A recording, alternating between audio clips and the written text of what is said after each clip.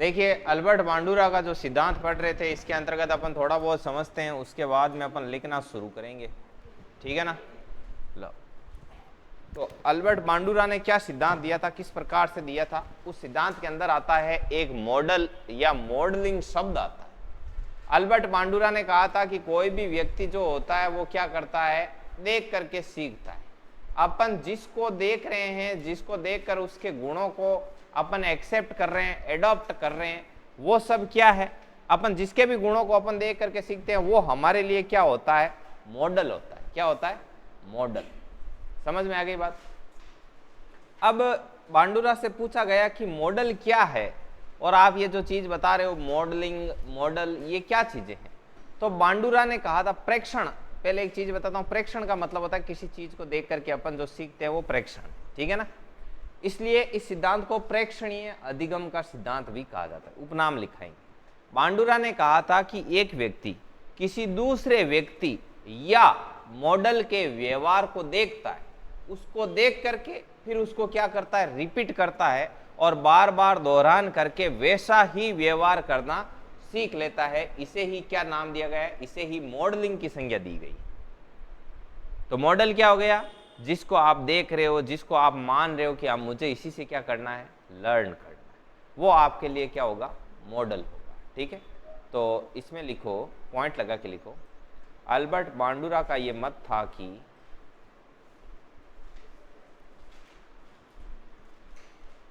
यह मत था कि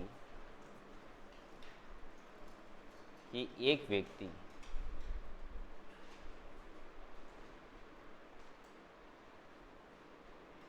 दूसरे व्यक्ति के व्यवहार को देखकर ओब्लिक दोहराकर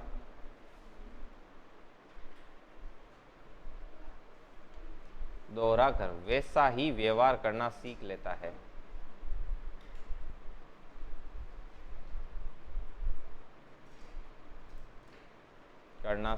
लेता है, इसे ही मॉडलिंग की संज्ञा दी गई कि यही चीज क्या है, मॉडलिंग।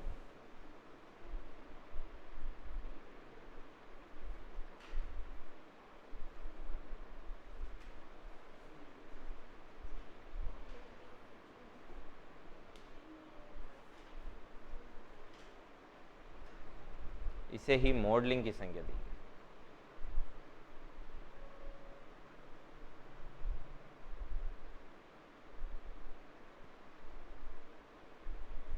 चलिए और अपन कुछ चीजें देखते हैं। इसे ही मॉडलिंग की संज्ञा दी गई।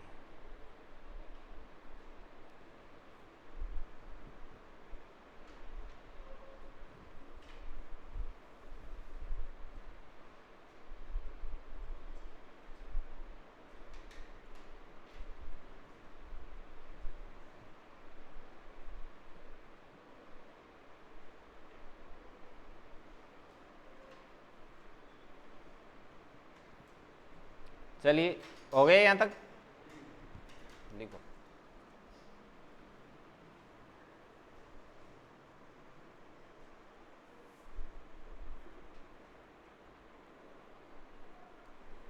अब देखिए मॉडलिंग के लिए अल्बर्ट बांडुरा से पूछा गया कि चलो मॉडल सामने आ जाएगा तो आदमी उससे देख के सीखेगा कब, क्या कंडीशन होनी चाहिए कि आदमी किसी चीज को देख करके सीखे। आप समाज में गए, समाज में आपने किसी नेता को भाषण देते हुए देखा और आपने वैसा ही करने का सोचा, तो वो नेता आपके लिए क्या हो गया, मॉडल हो गया। आपने किसी को डांस करते हुए देखा और आपने वैसे ही डांस करने का सोचा, तो वो आपके लिए क्या हो गया, मॉडल हो गया। अब लेकिन मॉडलिंग के लिए क्या क्या कंडीशन है, कब एक व्यक्ति मॉडल को देख करके सीखेगा। तो अल्बर्ट बांडुरा जी ने कहा था कि मॉडलिंग के लिए 4 आवश्यक तत्व हैं। 4 क्या बताए, आवश्यक तत्व। इन्होंने कहा कि भाई देखो 4 चीजें होती है इस चीज के दौरान। बोले क्या क्या चीजें होती है बताइए। तो इसको मैं बताता हूं आपको एक डांस के उदाहरण के माध्यम से। नंबर एक चीज पर आता है अवधान।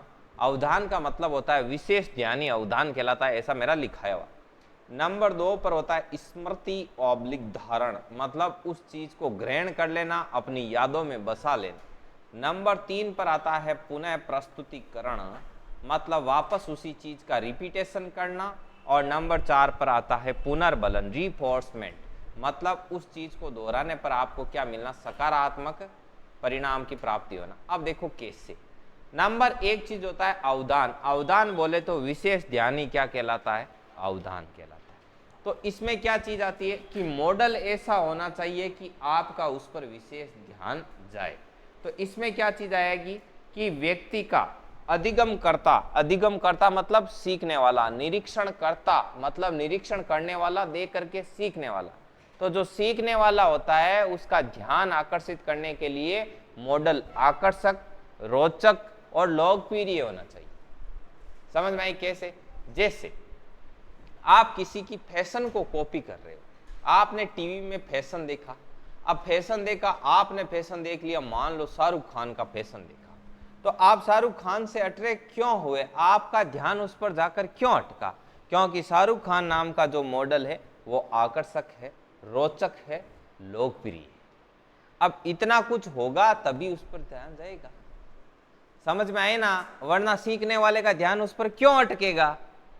उसमें क्या होना चाहिए भैया, तो पॉपुलर होना चाहिए, बहुत ज्यादा लोकप्रिय हो, रोचक हो, इंटरेस्टिंग हो, देखने में शानदार लगे, मोस्ट पॉपुलर हो, तब आपका ध्यान उस पर जाएगा। अब जैसे ही उस पर ध्यान गया तो आपने उसको गौर से देखा, देखते ही आपकी मेमोरी में वो हेयर स्टाइल है वो सेट हो गई। तो कोई भी जो चीज होती है, जो आप चीज देखते हो, वो आपके दिमाग में बिंबों के रूप में, बिंब या स्मृति या चित्रों के रूप में आपके दिमाग में क्या हो गई, सेव हो गई कि हेयर स्टाइल तो ऐसी होनी चाहिए। फिर आप अपने गांव आए, घर से बाहर निकले, बाहर निकलकर उसी हेयर स्टाइल का पुनः प्रस्तुतिकरण किया, मतलब शॉप पे गए, बोले मेरे ऐसे के ऐसे बाल बना दो, तो आपने वैसे के वैसे बाल बनाए। तो क्या हुआ, आपने उस चीज को क्या किया, रिपीट किया, पुनः प्रस्तुतिकरण किया। उसके बाद आप गली में बाहर निकले तो आपको पुनर्बलन मिला, सभी ने कहा बहुत शानदार लग रहे हो, आपने डीपी लगाई, सबने कहा वेरी नाइस डीपी, तो यह आपको क्या मिला, पुनर्बलन मिला। तो इस प्रकार से आप सीख गए इस चीज को करना। अगेन देखिए, आपने किसी को नाचते हुए देखा, आपने नाचते हुए देखा, आपने कोई फेमस डांसर को नाचते हुए देखा, वो डांसर रोचक था। अब जैसे आप बोलोगे कि सर हमने तो कोई गली में डांस करते हुए देखा और उसको देख के हम इंप्रेस हो गए, तो फिर वो रोचक था, आपको उसमें क्या थी, रुचि थी। आपने गली में उसको नाचते हुए देखा या कहीं पर भी आपने टीवी में देखा, तो आप क्या हुए, वो रोचक था, वो लोकप्रिय था, आकर्षक था, आप देख के उसकी तरफ अट्रैक्ट हुए, आपका ध्यान गया। तो आपने क्या किया, उसके डांस को ध्यान से देखा, देख के और उसके डांस को अपनी यादों में बसा लिया, स्मृति में मतलब क्या कर लिया, धारण कर लिया, बिंबों के रूप में आपके मस्तिष्क में वो डांस सेव हो गया। फिर आपकी बारी आई तो आपने उस डांस को वापस प्रस्तुत किया, प्रस्तुत किया तो सभी ने बोला कि बहुत ही बढ़िया डांस कर रहे हो, तो आपको क्या मिला, पुनर्बलन मिला। तो इस प्रकार से आदमी देख देख के सीखता है। ये 4 कंडीशन होनी चाहिए। अब आएगा क्या, इसमें से पर्सन लाडलो डायरेक्ट बन जाता है कि अल्बर्ट बांडुरा के द्वारा दिए गए मॉडलिंग थ्योरी में निम्न में से कौन सा आवश्यक तत्व नहीं था। तो 3 तो इसमें से दे देगा और 1 दे देगा डिफरेंट, जैसे अवधान, स्मृति, पुनर्बलन, आदत। तो आदत क्या है, वो इन 4 तत्वों में शामिल नहीं। यहां से डायरेक्ट क्वेश्चन करो भाई, छापना शुरू, लिखो मॉडलिंग के लिए 4 आवश्यक तत्व। हाँ क्या है, ये सिर्फ नाम नहीं है, इसके आगे लिखना है। अभी पहले लिखो मॉडलिंग के लिए 4 आवश्यक तत्व। अब लिखो अवधान, निरीक्षणकर्ता का ध्यान, निरीक्षणकर्ता मतलब अधिगमकर्ता, सीखने वाला, निरीक्षणकर्ता का ध्यान अपनी तरफ आकर्षित करने के लिए, ध्यान अपनी तरफ आकर्षित करने के लिए मॉडल आकर्षक, रोचक और क्या होना चाहिए, लोकप्रिय। मॉडल आकर्षक ऑब्लिक रोचक ऑब्लिक लोकप्रिय होना चाहिए।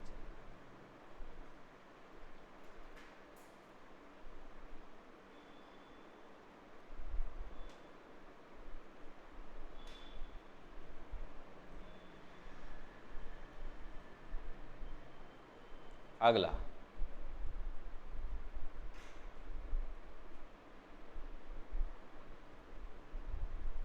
व्यक्ति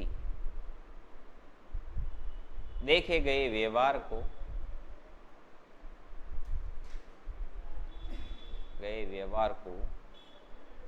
अपने मस्तिष्क में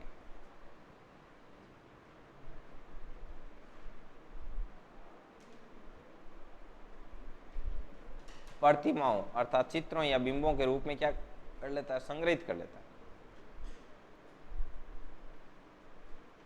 ऑब्लिक बिंबों के रूप में संग्रहित कर लेता है।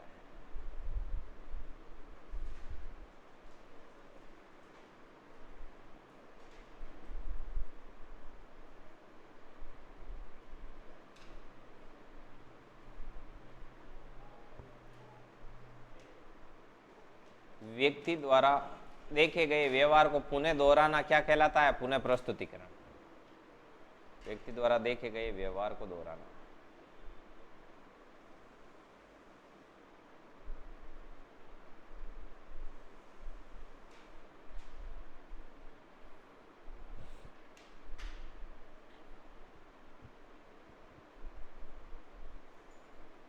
अब पुनर्बलन में क्या हो गया, व्यक्ति द्वारा देखे गए व्यवहार को दोहराने पर उसको क्या मिलता है, पुनर्बलन मिलता है।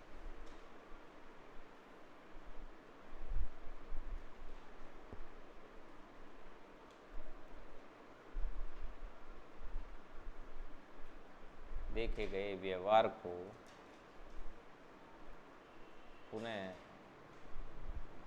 दोहराने पर पुनर्बलन मिलता है।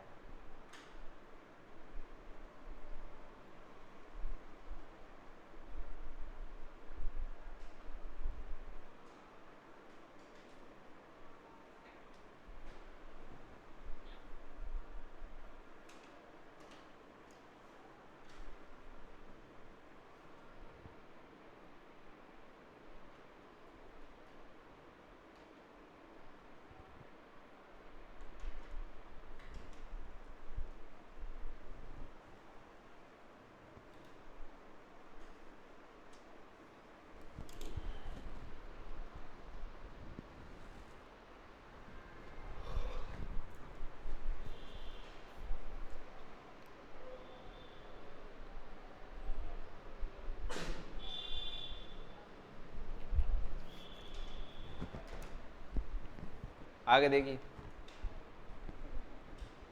दिख रहे,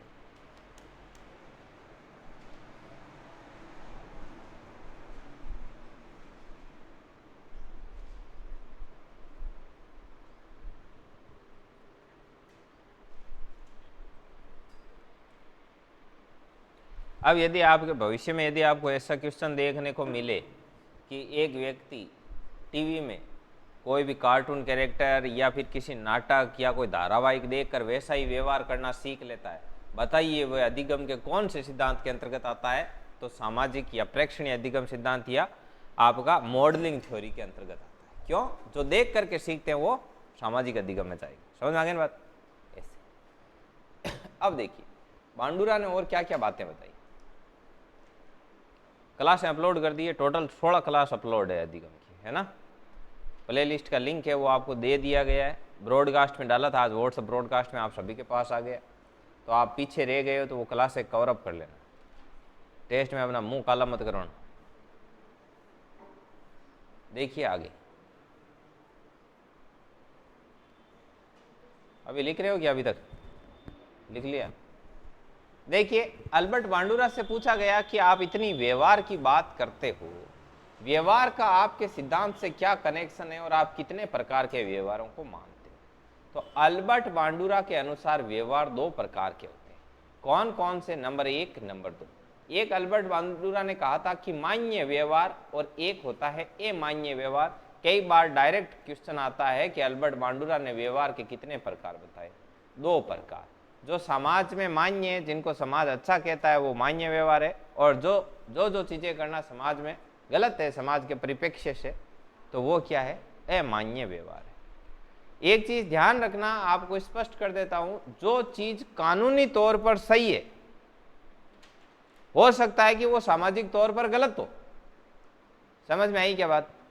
जैसे चोरी करना कानूनी तौर पर गलत है और चोरी करना सामाजिक तौर पर भी गलत है, दोनों जगह गलत है।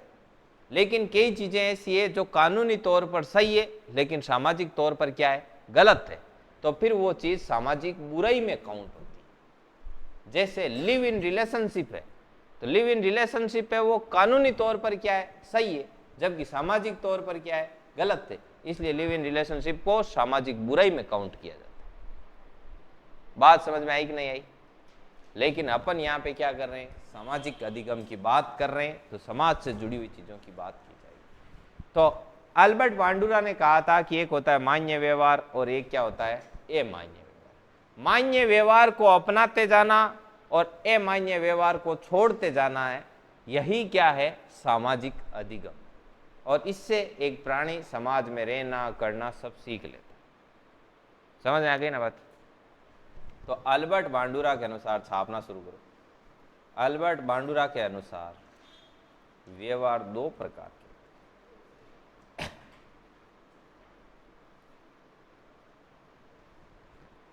व्यवहार दो प्रकार के होते हैं।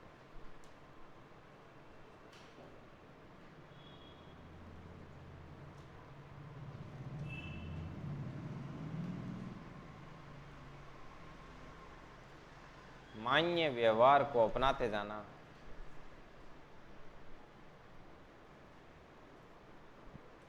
वह अमान्य व्यवहार को छोड़ना सामाजिक अधिगम कहलाता है।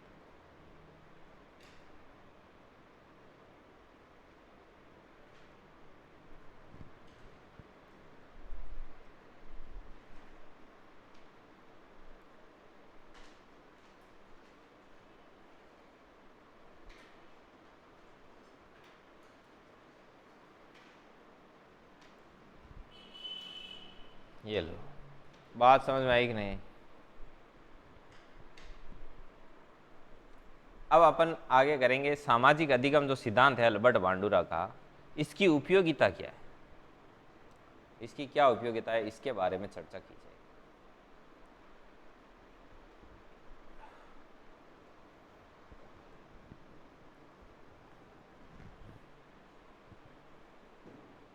कितने लेट के शाही एंजल नाम लिखा, काम करते डेविल वाले।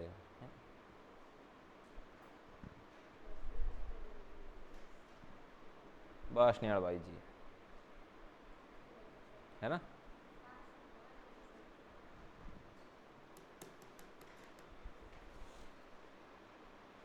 चलिए अब अपन आगे बढ़ते हैं कि ये जो सिद्धांत तो अपन ने पूरा पढ़ लिया, सिद्धांत हो गया कंप्लीट, लेकिन जाते जाते अभी सिद्धांत की उपयोगिता बाकी कि उपयोगी क्या है। तो सामाजिक सिद्धांत की उपयोगिता,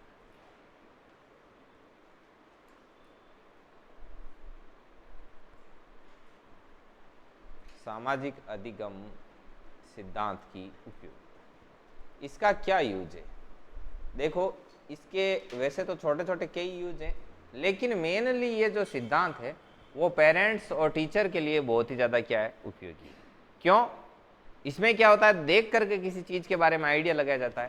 तो जो पेरेंट्स होते हैं बच्चे के और जो टीचर होते हैं वो अपने बच्चों को देख करके उनके व्यवहार को, उनका समाज में जो व्यवहार है उसको देख करके और उसके व्यवहार के बारे में सही पहचान करके कि ये सही दिशा में जा रहा है या रॉन्ग दिशा में जा रहा है, उसकी पहचान करके उसको सही दिशा दे सकते हैं इस सिद्धांत के माध्यम से।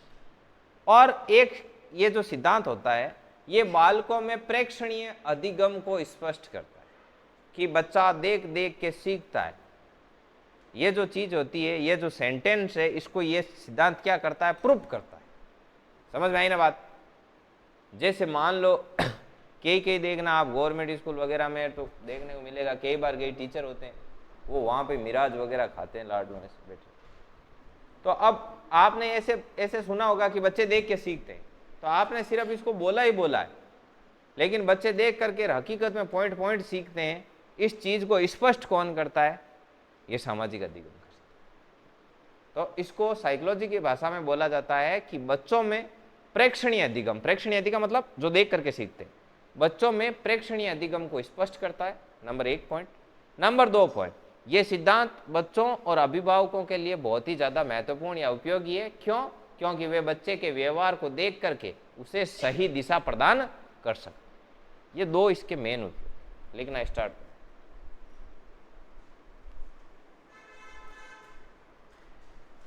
ये सिद्धांत बालकों में प्रेक्षणीय अधिगम को स्पष्ट करता है। ये सिद्धांत बालकों में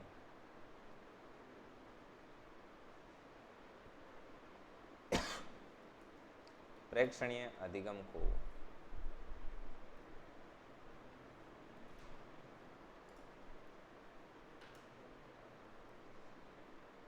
नंबर 2,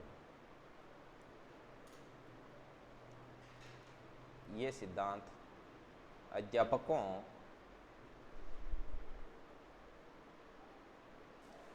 व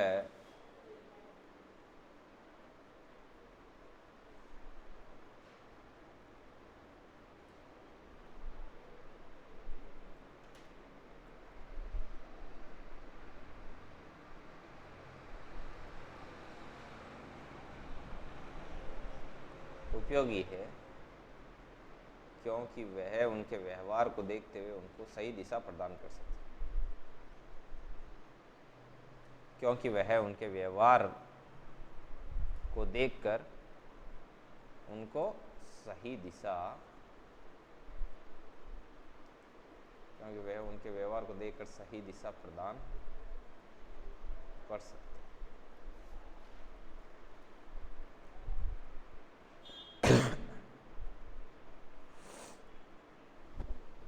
चलिए भाई करो, लिखो यहां तक।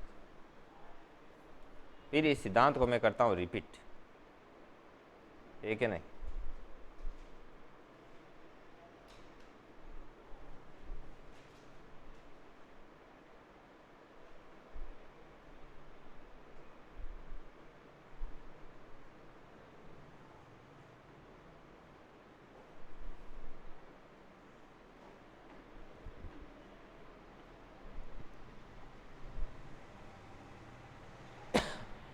चलिए पूरे सिद्धांत को रिपीट करते हैं अपन, करें रिपीट। देखिए अभी इसके उपनाम भी लिखने, चलो उपनाम और लिखो।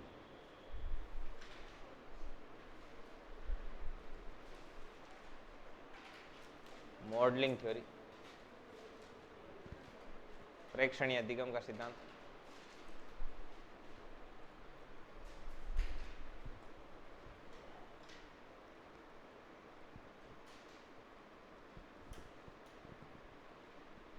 मॉडलिंग थ्योरी, प्रेक्षणीय अधिगम का सिद्धांत। फिर 3, 4, 5 ये पॉइंट खाली छोड़ देना। आगे पर्सन करेंगे ना अपन। पर्सन में मान लो इसको और कुछ पर्सन आया हुआ है, मान लो किसी बिहार टेट में कोई पर्सन आया हुआ है, वो यहाँ पे फिट कर देंगे लग। अब देखिए मैं सिद्धांत को थोड़ा थोड़ा रिपीट कर देता हूँ, फिर अपन आगे बढ़ते हैं तेजी से।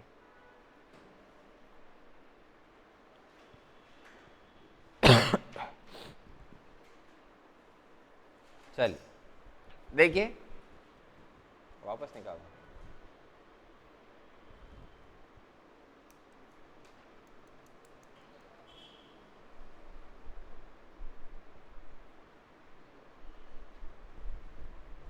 चलिए अब अपन इसमें बात करते हैं। मेन डाटा है वो ध्यान रखना कि अल्बर्ट बांडुरा वो कहाँ के निवासी थे? कनाडा के निवासी थे, ठीक है। अल्बर्ट बांडुरा उन्होंने सामाजिक अधिगम का सिद्धांत दिया था। इन्होंने सबसे पहले 1959 ईस्वी में एडोलेसेंस नाम का एक शोध पत्र प्रकाशित किया, जिसमें किशोरों के सीखने के क्या बताए थे? प्रकार बताए थे। इसके बाद में 1977-78 ईस्वी में इन्होंने क्या किया था? अपनी एक पुस्तक लिखी थी, इन्होंने अपना एक सिद्धांत दिया था, ठीक है। इन्होंने अधिगम के लिए अवलोकन को महत्वपूर्ण मानते हुए अपना ये जो सिद्धांत दिया था, कौन सा? सामाजिक अधिगम का सिद्धांत। और इसको क्लियर समझाया था सोशल लर्निंग थ्योरी नाम की जो पुस्तक थी उसके अंतर्गत अपने इस सिद्धांत को क्या किया? प्रकाशित किया। और ये बुक खुद 1978 में क्या हुई? प्रकाशित हुई। इसके बाद में ये जीन पियाजे के विचारों से प्रभावित हुए, तो इन्होंने अपने सिद्धांत का नाम बदलकर सामाजिक संज्ञानात्मक अधिगम का सिद्धांत कर दिया।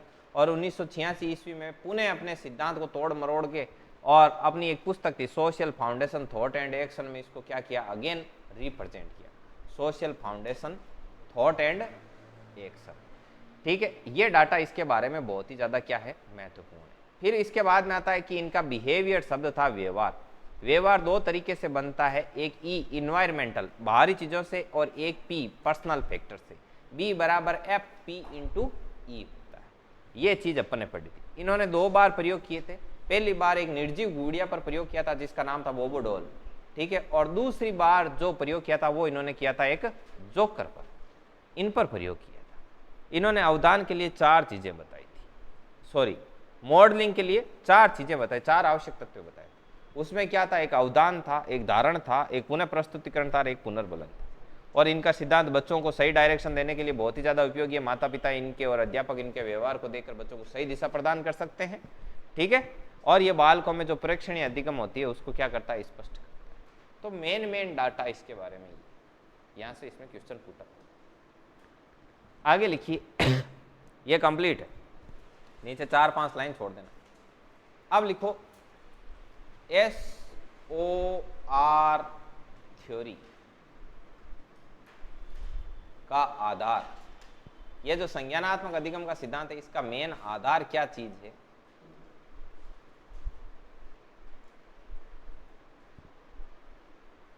SOR थ्योरी, मैंने वो बताया था ना, ये O है, O का मतलब ऑर्गेनिज्म में संज्ञानात्मक होता है। इसके बारे में सबसे पहले किसने बताया था? वुडवर्थ ने बताया था। वो चीजें अपन ने लिखी नहीं थी, वो लिख लेते, ठीक है।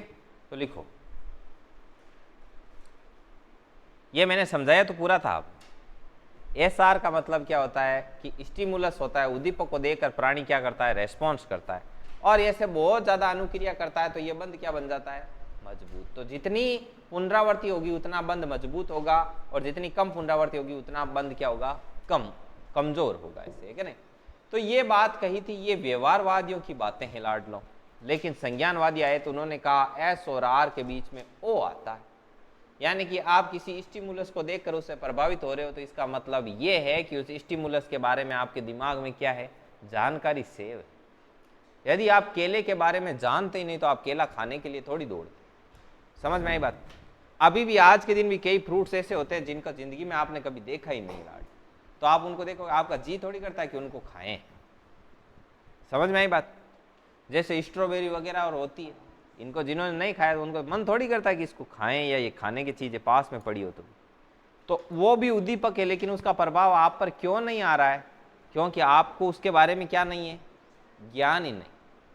जैसे कोई हीरा पड़ा है, मान लो कोहिनूर रखा हुआ है, कोहिनूर के बारे में आपको बिल्कुल पता नहीं, तो आप कोहिनूर को देख के उसकी तरफ अट्रैक्ट होगे क्या? वो उद्दीपक की तरह आप पर प्रभाव छोड़ेगा क्या? नहीं छोड़ेगा। क्यों? क्योंकि उसके बारे में आपको क्या नहीं है, ज्ञान ही नहीं। तो इसमें ये थ्योरी आई थी कि यदि कोई व्यक्ति किसी उद्दीपक को देखकर प्रभावित होता है तो इसका मतलब है उसे उसके बारे में क्या है, ज्ञान है। तो S और R के बीच में O आ गया। O का मतलब होता है ऑर्गेनिज्म। ऑर्गेनिज्म मतलब ज्ञान, संज्ञान, संज्ञानात्मक जो चीज होती है वो कहलाती है ऑर्गेनिज्म। और सबसे पहले इस चीज के बारे में बताया था वुडवर्थ ने। किसने बताया था? वुडवर्थ। ऐसे याद रखना, वुडवर्थ ने एक गुड वर्क किया, उसने S और R के बीच में O को डाल दिया और इस सिद्धांत को और अच्छा बना दिया। इसीलिए कहा जाता है कि वुडवर्थ वह विद्वान है जिन्होंने SR थ्योरी को SOR थ्योरी में बदल दिया। समझ में आई ना बात? अब इस चीज को अपन शब्दों में बांधेंगे। तो लिखो SOR थ्योरी का आधार और लिखना शुरू करो। वुडवर्थ पहले विद्वान थे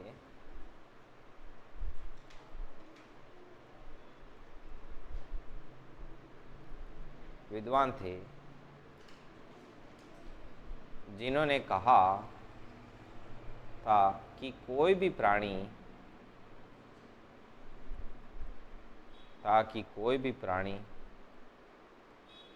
जब किसी क्रिया को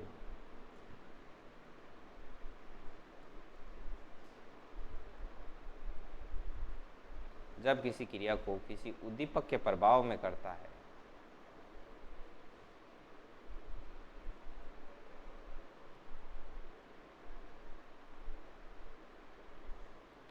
तो उस प्रभाव का आना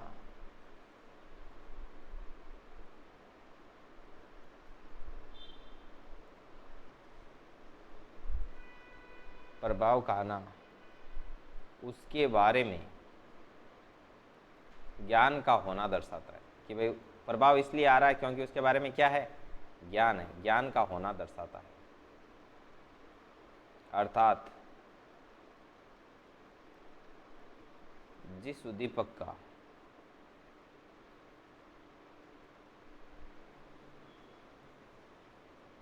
पहले से ज्ञान होता है उसी का प्रभाव आना संभव है।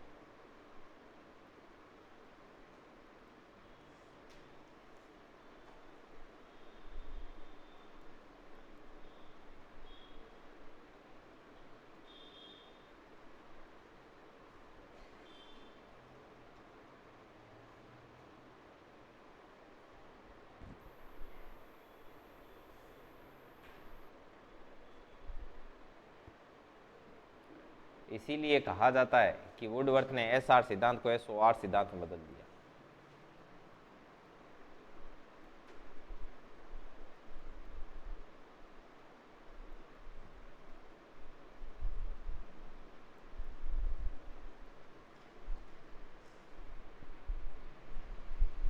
एसआर सिद्धांत को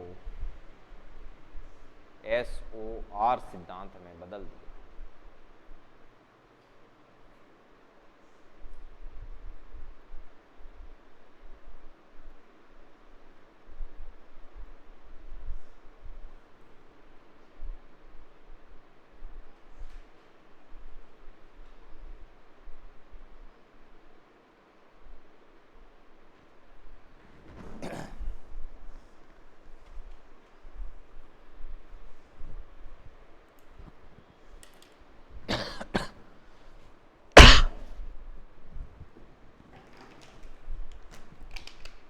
पानी गरम है कि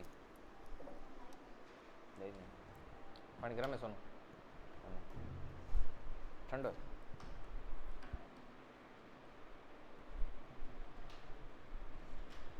इन पूछ देखो।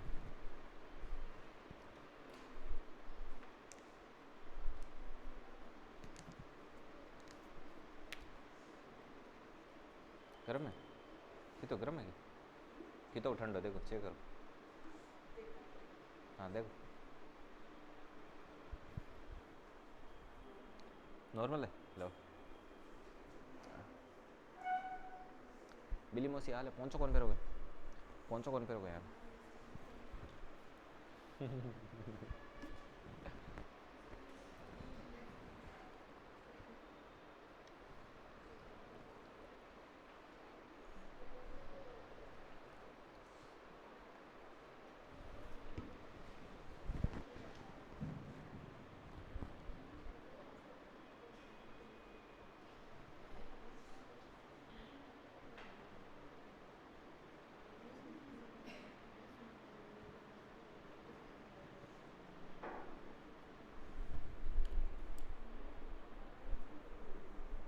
चलिए आगे बढ़ते हैं। लिख लिया सभी ने?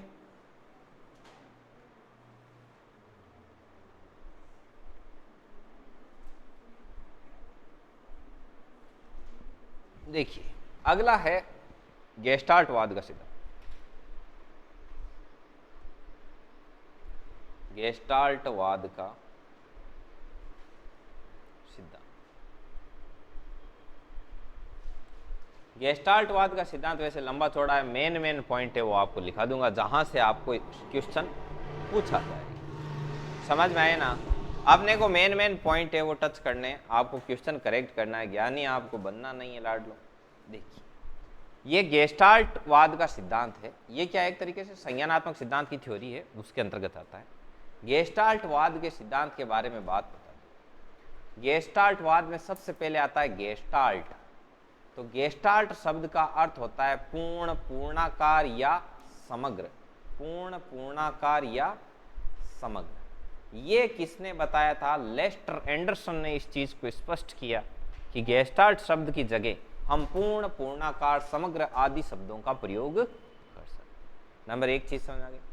नंबर दो चीज, इसका जो प्रतिपादक है कि गेस्टाल्ट सिद्धांत दिया किसने था, तो इसका जो प्रतिपादक था वो था मैक्स वर्दिमर। कौन था? मैक्स वर्दिमर। समझ में आ गई क्या बात? चलिए, इसके बाद में कि इस चीज की शुरुआत कैसे हुई, गेस्टाल्टवाद की शुरुआत कहाँ से हुई? तो सबसे पहले 1912 ईस्वी में मैक्स वर्दाइमर ने जर्मनी में गेस्टाल्ट स्कूल की स्थापना की। अब गेस्टाल्ट स्कूल माने ऐसे स्कूल नहीं जैसे अपने स्कूल होते। स्कूल का मतलब एक तरीके से जैसे संप्रदाय होता है ना पूरा, जहां पर उसी विचारधारा से जुड़े हुए लोग वहां पर काम करते हैं, एक्सपेरिमेंट करते हैं, सोचते हैं, समझते हैं, बहस करते हैं, शोध पत्र तैयार करते हैं, वो जगह। समझ में आई ना बात? ज्ञान आपांग आया ने निम्बार्क संप्रदाय बिया, मतलब एक ही विचारधारा, एक ही थ्योरी का आदमी बोल जगह सहमत है, जगह अजो नहीं, जगह फिरी। तो 1912 ईस्वी में जर्मनी में गेस्टाल्ट स्कूल की क्या की स्थापना की। किसने की थी? मैक्स वर्दाइमर, गेस्टाल्ट स्कूल की स्थापना। इसके अलावा क्या चीज आती है? 2-4 शब्द आते हैं छोटे मोटे, वो मैं बता देता हूं। इसमें एक शब्द आएगा कि मैक्स वर्दाइमर ने आणविक विचारधारा का विरोध किया। आणविक विचारधारा, आणविक विचारधारा क्या होती है? आणविक विचारधारा होती है जैसे उद्दीपक देखा, अनुक्रिया की, उद्दीपक देखा, अनुक्रिया की, उद्दीपक अनुक्रिया, उद्दीपक अनुक्रिया, और यंत्रवत तरीके से कार्य करते हुए चीजों को सीखते हो। तो ये किस में आती है?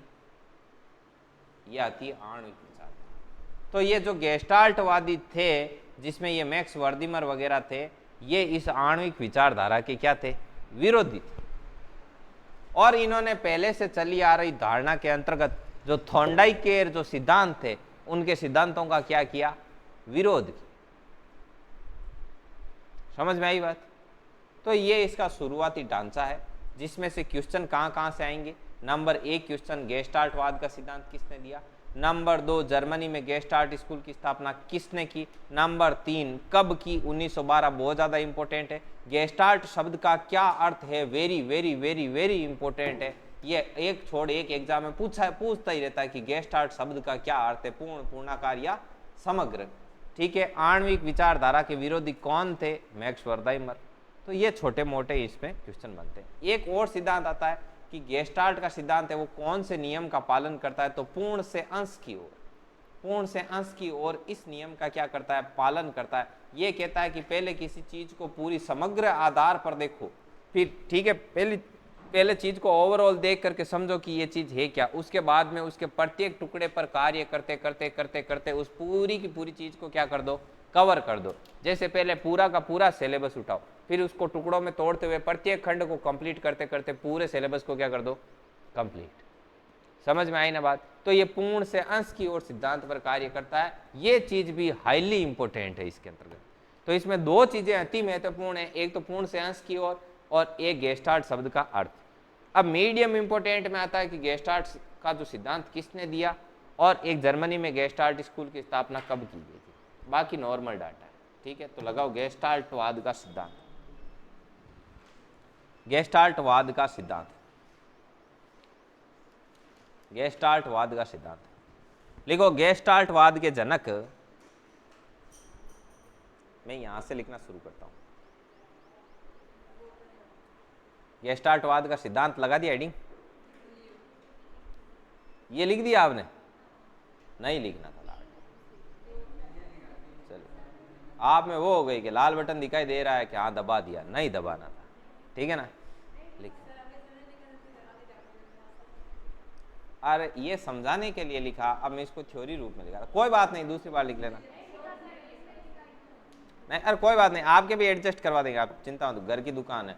लिखो, गेस्टाल्टवाद के जनक, इसको थ्योरी रूप में लिखेंगे और कुछ नहीं है ना। गेस्टाल्टवाद के जनक मैक्स वर्दाइमर को माना जाता है। बिल्ली मौसी लिखो, मैक्स वर्दाइमर को, पीला पॉम सा पहन गया यार। मैक्स वर्दाइमर को माना जाता है, वो गुलाबी पॉम सा नहीं पहनते क्या, को माना जाता है, जिन्होंने सबसे पहले ना क्या है लगता है गोरे दिख रहे, जिन्होंने सबसे पहले 1912 ईस्वी 1912 ईस्वी में जर्मनी में गेस्टाल्ट स्कूल की स्थापना की थी।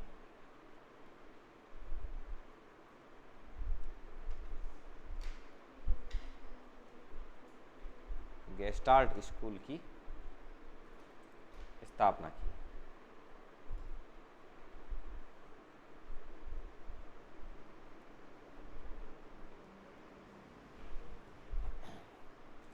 इन्होंने पहले से चली आ रही आणविक विचारधारा का विरोध किया।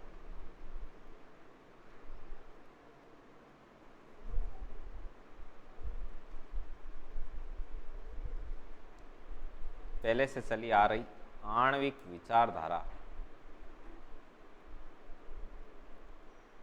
पहले से चली आ रही आणविक विचारधारा का विरोध किया तथा बताया कि प्राणी केवल प्रयास व त्रुटि से नहीं सीखता है।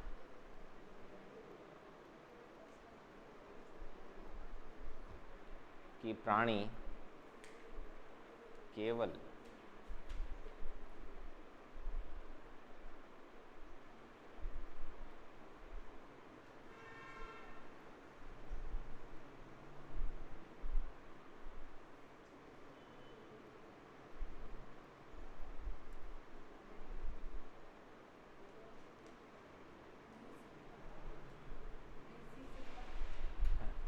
नहीं सीख सकता, नहीं सीख, केवल प्रयास और त्रुटि से नहीं सीखता। बीच में क्या रहता है? संज्ञान भी रहता है। इन्होंने थॉर्नडाइक के प्रयास व त्रुटि के सिद्धांत का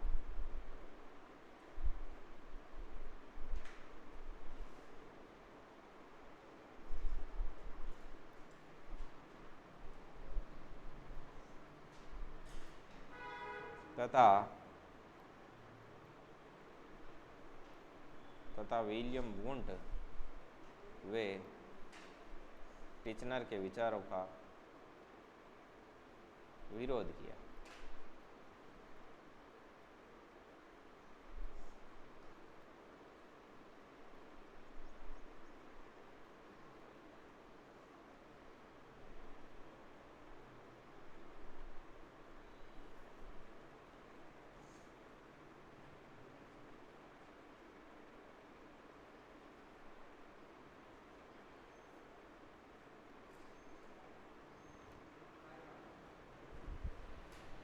इन्होंने थॉर्नडाइक के प्रयास व त्रुटि तथा विलियम वुंट व टिचनर के विचारों का विरोध किया।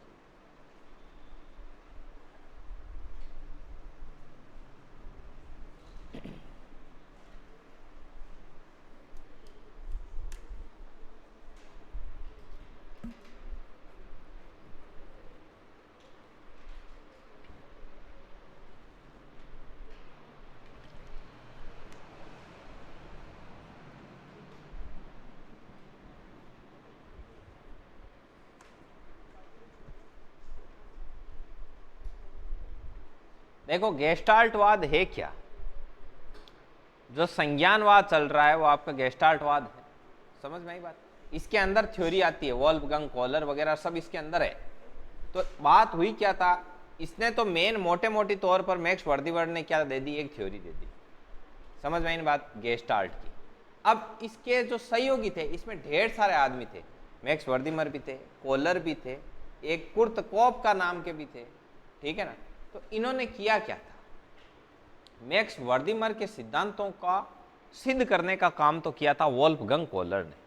उन्होंने 1913 से लेकर 1918 ईस्वी तक ढेर सारे प्रयोग किए और मैक्स वर्दीमर की जो थ्योरी है उसको सही ठहराने का प्रयास किया। और जो कुर्ट कोप का थे, उन्होंने क्या किया कि एक तो प्रयोग कर रहा है और एक उनके सिद्धांतों को अभिलेख पत्र पर क्या करता है, शोधकर्ता की भूमिका निभाते हुए अभिलेख पत्र है उनको 1925 में क्या किया, प्रस्तुत कर दिया कि हमने प्रयोगों के माध्यम से क्या क्या चीजें फाइंड आउट किए, उनको एक बढ़िया तरीके से लिख के और शोध पत्र तैयार करके प्रस्तुत कर दिए थे 1925 में। किसने?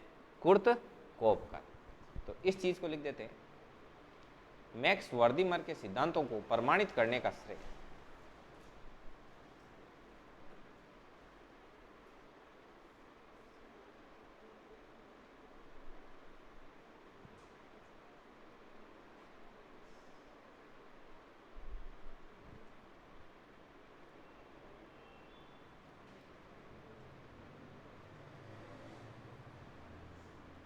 वोल्फगंग कोहलर को जाता है।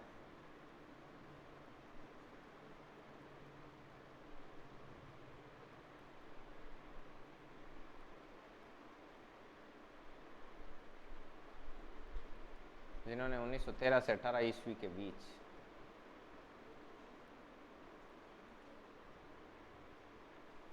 अनेक प्रयोग किए।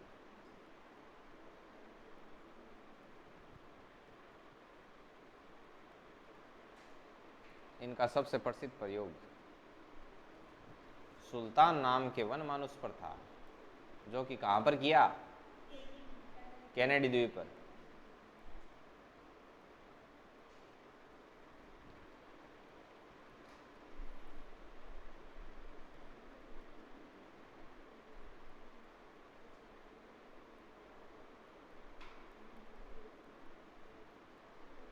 जो कि कैनेडी द्वीप पर किया गया।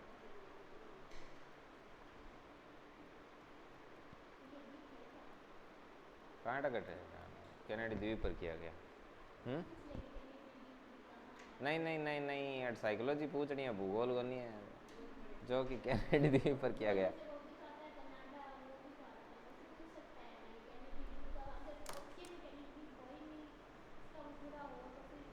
अभी देख,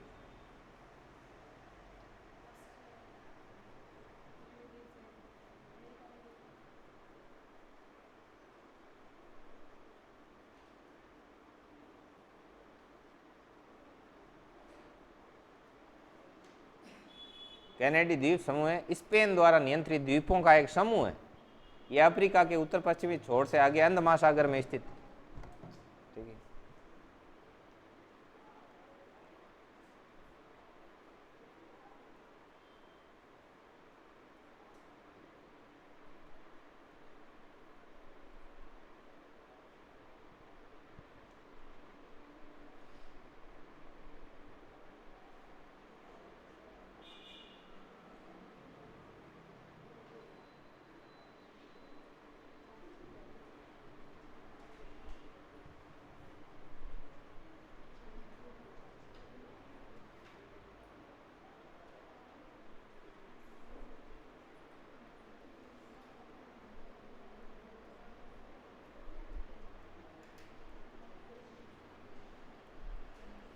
ये लास्ट लाइन लिख लो।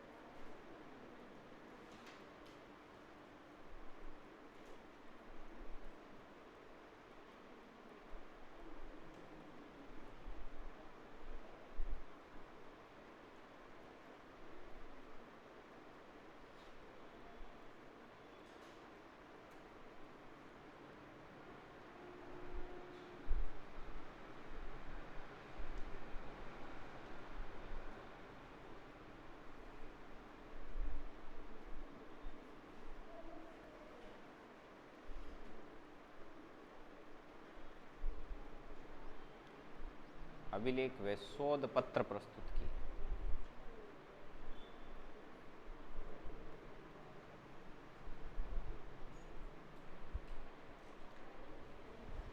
चलिए, आज के लिए इतना ही काफी है। अभी गेस्टाल्ट थ्योरी को आगे और चलाएंगे। लगभग 75% कंप्लीट हुआ चैप्टर है ना।